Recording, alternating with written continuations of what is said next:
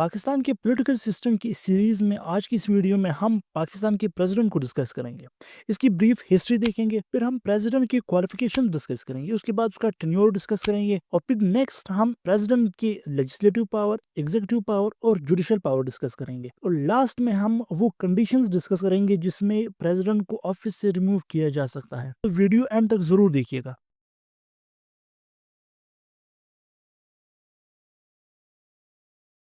देखिए, brief history में जब हम देखते हैं कि 1947 में जब पाकिस्तान आज़ाद हुआ तो उस वक्त प्रेसिडेंट का जो ऑफिस है वो नहीं, बल्कि उसकी जगह पाकिस्तान में एक गवर्नर जनरल था। और हम ये भी जानते हैं कि पाकिस्तान का पहला गवर्नर जनरल कायद आजम था, दूसरा गवर्नर जनरल ख्वाजा निजामुद्दीन और तीसरा गुलाम मोहम्मद और fourth governor general Sikandar Mirza जो कि लास्ट गवर्नर जनरल है। अब पाकिस्तान का जब पहला कॉन्स्टिट्यूशन बना 1956 में तो उसमें गवर्नर जनरल की जो पोस्ट थी वो खत्म कर दी गई, उसकी जगह प्रेसिडेंट की जो पोस्ट है वो क्रिएट की गई। यानी 1956 के कॉन्स्टिट्यूशन ने गवर्नर जनरल की पोस्ट को हटाकर उसकी जगह प्रेसिडेंट की पोस्ट स्टेब्लिश कर दी और सिकंदर मिर्जा जो कि आखिरी गवर्नर जनरल थे पाकिस्तान के, वही पहले प्रेसिडेंट बने पाकिस्तान के इस कॉन्स्टिट्यूशन के अकॉर्डिंग। तो ये एक ब्रीफ हिस्ट्री थी कि पाकिस्तान में प्रेसिडेंट जो ऑफिस है वो किस तरह स्टेब्लिश हुआ। इसमें हम लोगों ने ये देखा कि पहले गवर्नर जनरल का ऑफिस था, 1956 के कॉन्स्टिट्यूशन ने उसको एबॉलिश किया यानी खत्म कर दिया, उसकी जगह प्रेसिडेंट का जो ऑफिस है वो स्टेब्लिश हुआ और सिकंदर मिर्जा पाकिस्तान के पहले प्रेसिडेंट बन गए। अब 1973 के कॉन्स्टिट्यूशन ने प्रेसिडेंट को हेड ऑफ स्टेट डिक्लेयर किया। और अगर आप ये पूछे कि हेड ऑफ गवर्नमेंट कौन है, head of government prime minister है,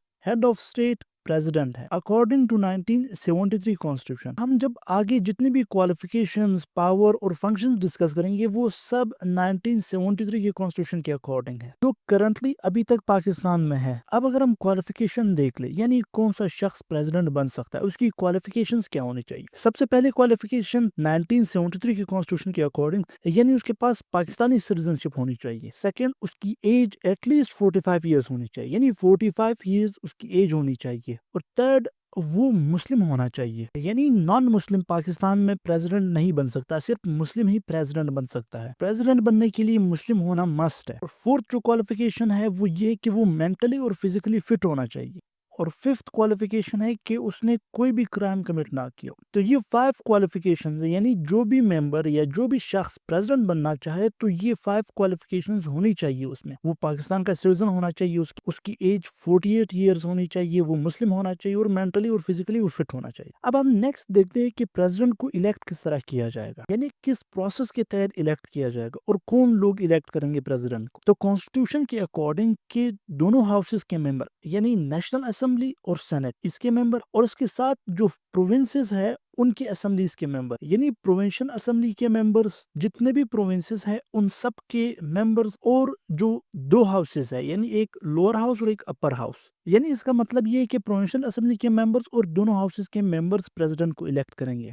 अब नेक्स्ट है टेन्योर यानी प्रेसिडेंट कितने साल के लिए होता है यानी इसका टाइम पीरियड क्या है। तो अकॉर्डिंग टू 1973 कॉन्स्टिट्यूशन प्रेसिडेंट का टेन्योर जो है वो 5 ईयर्स का है पाकिस्तान में। अब प्रेसिडेंट के पावर को डिस्कस करने से पहले एक पॉइंट जरूर याद रखिए। देखिए, कुछ लोगों को ये पॉइंट पहले से पता होगा बट कुछ लोगों को शायद हो सकता है ये पॉइंट पता ना हो। जिन लोगों को नहीं पता वो ये पॉइंट जरूर नोट की कि गवर्नमेंट के मेन 3 ऑर्गन्स होते हैं, लेजिस्लेटिव ऑर्गन, एग्जीक्यूटिव ऑर्गन और जुडिशियल ऑर्गन। अब जब हम प्रेसिडेंट की पावर डिस्कस करेंगे तो हम इसके लेजिस्लेटिव पावर यानी जो लेजिस्लेशन लॉ मेकिंग से रिलेटेड हो, एग्जीक्यूटिव पावर उन लॉ को इम्प्लीमेंट करवाना और जुडिशियल पावर जो जुडिशरी से रिलेटेड हो, तो ये तीनों पावर हम डिस्कस करेंगे तो इसे कंफ्यूज ना कीजिएगा। अब सबसे पहले डिस्कस करते हैं लेजिस्लेटिव पावर्स। प्रेसिडेंट के पास कौन से लेजिस्लेटिव पावर है, तो उनमें सबसे पहला है कि dissolution of national assembly. President के पास ये अथॉरिटी है कि वो नेशनल असेंबली को डिसॉल्व कर सकता है, बट प्रेसिडेंट ये तभी कर सकता है जब प्राइम मिनिस्टर उसे एडवाइस करे यानी प्राइम मिनिस्टर की एडवाइस के बाद ही प्रेसिडेंट नेशनल असेंबली को डिसॉल्व कर सकता है। अब नेक्स्ट है ऑर्डिनेंस का पावर। देखिए, प्रेसिडेंट ऑर्डिनेंस इशू कर सकता है। अब किस सिचुएशन में कर सकता है कि जब पार्लियामेंट सेशन में ना हो तो प्रेसिडेंट के पास ये अथॉरिटी है कि वो ऑर्डिनेंस इशू कर सकते। ऑर्डिनेंस का भी यही सेम लेवल है जिस तरह एक लॉ पास होती है पार्लियामेंट से, दोनों में कोई भी डिफरेंस नहीं होता। सिर्फ डिफरेंस ये होता है कि जब लॉ बनता है तो वो पार्लियामेंट से पास होकर फिर प्रेसिडेंट उस पर साइन कर देते, अप्रूव कर देते। बट ऑर्डिनेंस में आप लोगों ने ये बात याद रखनी कि ऑर्डिनेंस पार्लियामेंट से पास नहीं होता बल्कि प्रेसिडेंट डायरेक्टली उसे अप्रूव करवा देता है। अब नेक्स्ट जो लेजिस्लेटिव पावर है प्रेसिडेंट के पास वो है अप्रूवल ऑफ बिल यानी जब भी कोई बिल पार्लियामेंट से पास होता है, पार्लियामेंट मींस नेशनल असेंबली और सेनेट, जब इन दोनों से पास हो जाए कोई भी बिल, अब वो बिल तभी लॉ बन सकता है जब प्रेसिडेंट उसको अप्रूव करे, यानी जब प्रेसिडेंट अप्रूव करेगा तभी वो बिल लॉ बना। अब यहाँ पर दो सिचुएशंस होती है, या तो प्रेसिडेंट उसको अप्रूव कर देता है जो कि लॉ बन जाता है, यानी उस बिल को प्रेसिडेंट अप्रूव कर देता है जो कि लॉ बन जाता है, या प्रेसिडेंट उस बिल को रोक देता है और उस बिल को वापस पार्लियामेंट में सेंड करता है कि अगर उस बिल में कुछ चेंजेस करवानी हो वो रिकमेंड करता है कि आप ये चेंजेस करें, पार्लियामेंट को कहता है। अब अगर पार्लियामेंट ने फिर से वो बिल पास करवा दिया, यानी वो बिल फिर से पास हुआ, दोनों हाउसेस यानी सेनेट से भी और नेशनल असेंबली से भी, दोनों ने वो बिल पास किया मेजोरिटी के साथ, तो अब प्रेसिडेंट कॉन्स्टिट्यूशनली बाउंड है कि वो अब इस बिल को अप्रूव करे। यानी जब वो एक बार वापस सेंड कर देते हैं और फिर भी वो बिल दोबारा से पास हो जाए दोनों हाउसेस से, नेशनल असेंबली से और सेनेट से, तो अब प्रेसिडेंट कॉन्स्टिट्यूशनली बाउंड है कि वो इसको अप्रूव करे। यानी अब उस बिल को प्रेसिडेंट नहीं रोक सकते। अब नेक्स्ट जो लेजिस्लेटिव पावर है प्रेसिडेंट के पास है वो है एड्रेस टू द पार्लियामेंट। देखिए, जब भी नए इलेक्शंस होते हैं और एक नया गवर्नमेंट आता है तो उस सिनारियो में प्रेसिडेंट क्या करता है, या तो एक हाउस यानी नेशनल असेंबली या सेनेट, या एक हाउस में एड्रेस करता है, या दोनों हाउसेस के ज्वाइंट जो सेशंस होते हैं उसको एड्रेस करता है। यानी प्रेसिडेंट के पास ये पावर है कि वो एड्रेस कर सकता है किसी भी हाउस को, या दोनों हाउसेस को एक साथ, या सेपरेटली एक हाउस को। ये पावर 1973 की कॉन्स्टिट्यूशन ने प्रेसिडेंट को दी है। तो ये लेजिस्लेटिव पावर्स थे प्रेसिडेंट। अब एग्जीक्यूटिव पावर डिस्कस करते हैं प्रेसिडेंट के। तो सबसे पहला एग्जीक्यूटिव पावर है अपॉइंटमेंट पावर। देखिए, प्रेसिडेंट प्राइम मिनिस्टर को अपॉइंट करता है। अब प्राइम मिनिस्टर को कैसे अपॉइंट किया जाता है? देखिए देखिए जो भी मेंबर नेशनल असेंबली में मेजॉरिटी वोट हासिल करे, यानी जो भी मेंबर नेशनल असेंबली में मेजॉरिटी वोट हासिल करे, उससे प्रेसिडेंट अपॉइंट करते हैं एज अ प्राइम मिनिस्टर। या आप इससे ऐसे कह सकते हैं कि जो भी मेंबर नेशनल असेंबली में मेजॉरिटी पार्टी से हो, यानी जिस पार्टी की मेजॉरिटी हो, वो अपने प्राइम मिनिस्टर को इलेक्ट करेंगे और उसके बाद प्रेसिडेंट उस मेंबर को as a prime minister appoint करेंगे। तो प्रेसिडेंट का सबसे पहला एग्जीक्यूटिव पावर है कि वो प्राइम मिनिस्टर को अपॉइंट करता है। अब इसी के साथ नेक्स्ट जो एग्जीक्यूटिव पावर है प्रेसिडेंट का वो है कि प्रेसिडेंट अपॉइंट करता है चीफ ऑफ आर्म्ड फोर्सेस। यानी इसमें जितने भी चीफ्स हो, चाहे वो आर्मी के हो, नेवी के हो या एयर फोर्सेस को, इनके चीफ्स को प्रेसिडेंट अपॉइंट करता है। बट यहाँ पर ये पॉइंट जरूर याद रखिए कि with the advice of prime minister, यानी प्राइम मिनिस्टर के एडवाइस के साथ ही प्रेसिडेंट इनको अपॉइंट कर सकता है, जितने भी चीफ्स होते हैं आर्म्ड फोर्सेस के। इसके साथ प्रेसिडेंट गवर्नर्स को भी अपॉइंट करता है, यानी प्रेसिडेंट हर प्रोविंस के गवर्नर को अपॉइंट करता है with the advice of prime minister. अब इसी के साथ है कि जजेस। देखिए, प्रेसिडेंट अपॉइंट करता है चीफ जस्टिस, और सुप्रीम कोर्ट के जो अदर जजेस है उसे प्रेसिडेंट अपॉइंट करता है। बट यहाँ पर ये पॉइंट ज़रूर याद रखिए कि ये जो अपॉइंटमेंट है ये किसकी रिकमेंडेशन के ऊपर बेस्ड होती है? ये जुडिशल कमीशन ऑफ पाकिस्तान के रिकमेंडेशंस के ऊपर बेस्ड होती है। इसके साथ प्रेसिडेंट एम्बेसडर और हाई कमिश्नर्स को भी अपॉइंट करता है। बट ये अपॉइंटमेंट्स भी with the advice of prime minister, यानी प्राइम मिनिस्टर के एडवाइस के साथ, यानी प्राइम मिनिस्टर के एडवाइस के साथ प्रेसिडेंट एम्बेसडर्स को अपॉइंट करता है और हाई कमिश्नर्स को अपॉइंट करता है। अब नेक्स्ट जो एग्जीक्यूटिव फंक्शन है प्रेसिडेंट का वो है वॉर एंड पीस सेटलमेंट। देखिए, प्रेसिडेंट के पास ये पावर है कि वो वॉर को डिक्लेयर कर सकते हैं किसी भी स्टेट को, या वो अमन का मुआहिदा कर सकते हैं किसी भी स्टेट के साथ।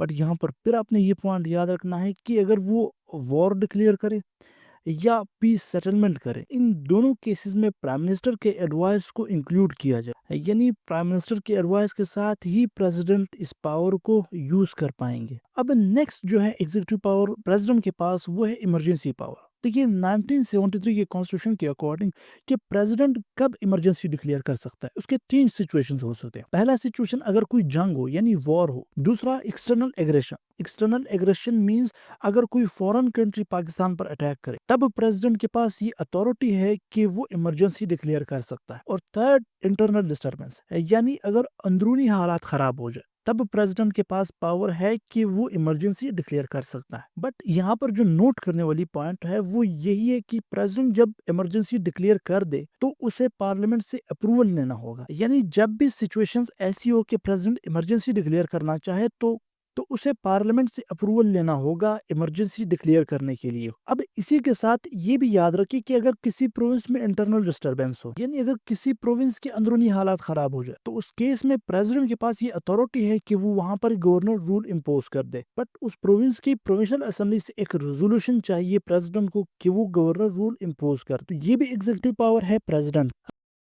अब नेक्स्ट है जुडिशियल पावर। देखिए, एग्जीक्यूटिव पावर में भी हम ये पॉइंट डिस्कस कर चुके हैं कि जो जजेस है, यानी चीफ जस्टिस ऑफ पाकिस्तान और सुप्रीम कोर्ट के जो जजेस हैं और हाई कोर्ट्स के जो जजेस हैं, उन्हें प्रेसिडेंट अपॉइंट करता है, but on the recommendation of judicial commission of Pakistan. Judicial commission of Pakistan के रिकमेंडेशन के बेसिस पर प्रेसिडेंट चीफ जस्टिस और अदर जजेस को अपॉइंट करते हैं। अब इसी के साथ नेक्स्ट जो जुडिशियल पावर है वो ये कि प्रेसिडेंट के पास ये अथॉरिटी है, यानी प्रेसिडेंट के पास ये पावर है कि अगर किसी भी शख्स ने कोई क्राइम किया हो, यानी अगर किसी भी शख्स ने कोई क्राइम कमिट किया हो, तो प्रेसिडेंट के पास ये अथॉरिटी है कि वो उसे माफ़ कर सकता है। तो ये दो मेजर जुडिशियल पावर है प्रेसिडेंट के। अब लास्ट है कि वो कौन सी कंडीशंस है जिसमें प्रेसिडेंट को ऑफिस से रिमूव किया जा सकता है। तो उसमें सबसे पहला है कि वायलेशन ऑफ कॉन्स्टिट्यूशन। अगर वो कोई ऐसा काम करे जो कॉन्स्टिट्यूशन को वायलेट करे, तब प्रेसिडेंट को ऑफिस से रिमूव किया जा सकता है। नेक्स्ट है कि अगर वो फिजिकली अनफिट हो, यानी उसकी फिजिकल कैपेसिटी ना हो रूल करने की, तब उसे रिमूव किया जा सकता है। और थर्ड है कि जब वो मेंटली अनफिट हो, तब भी प्रेसिडेंट को रिमूव किया जा सकता है। तो ये वो कंडीशन है जिन कंडीशंस में प्रेसिडेंट को ऑफिस से रिमूव किया जा सकता है।